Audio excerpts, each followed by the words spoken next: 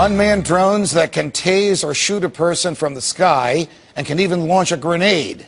These are the latest toys the Houston, Texas SWAT team, the police department, purchased using its Homeland Security grant given to it by the federal government.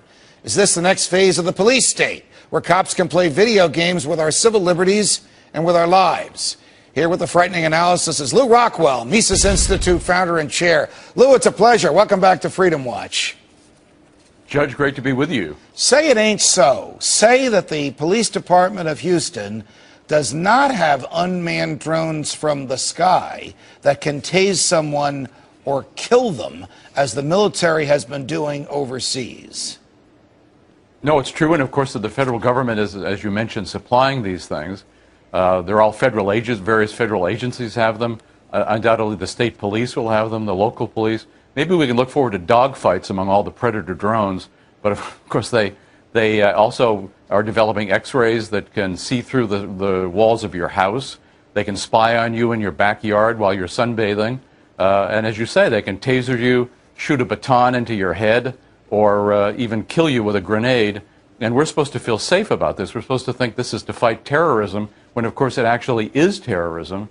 Most of what we're told about terrorism is, I think, phony baloney. But of course the federal government is establishing a police state, cameras everywhere, on every light pole, right. Reading our emails, listening to our phone calls, and now shoot you in your backyard if they don't like what you're doing. No trial, no jury, just boom. Well, it starts with the federal government.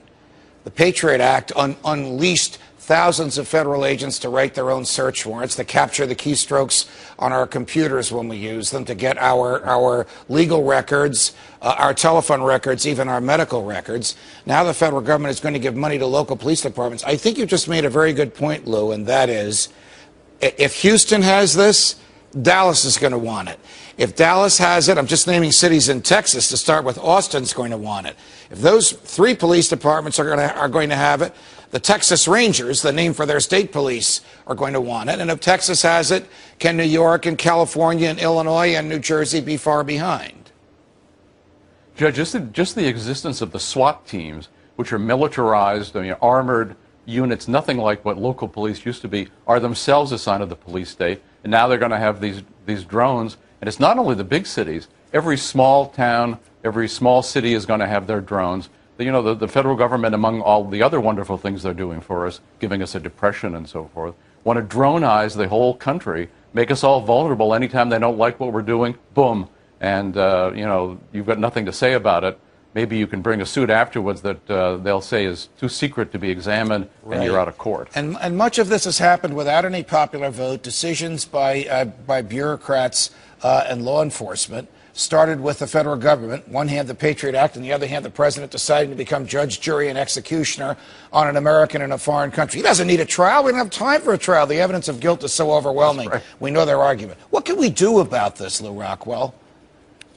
Well, of course, we also have to focus on the, what should we call it, the security industrial complex. I mean, the vast network of industries that are making so much money off these drones and all the rest of the police, the tanks that local cops have and so forth. So I think we need to educate ourselves.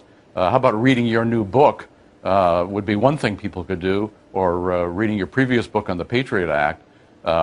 We have to educate ourselves. We have to understand what our freedoms are, who our enemies are, and it's not some guy in Yemen. The enemy is in Washington, D.C., and in every other capital, state capital, local government office building. That's where the enemy is. Those are the people who want to take away our freedom, are taking away our freedoms, taking all our money, too.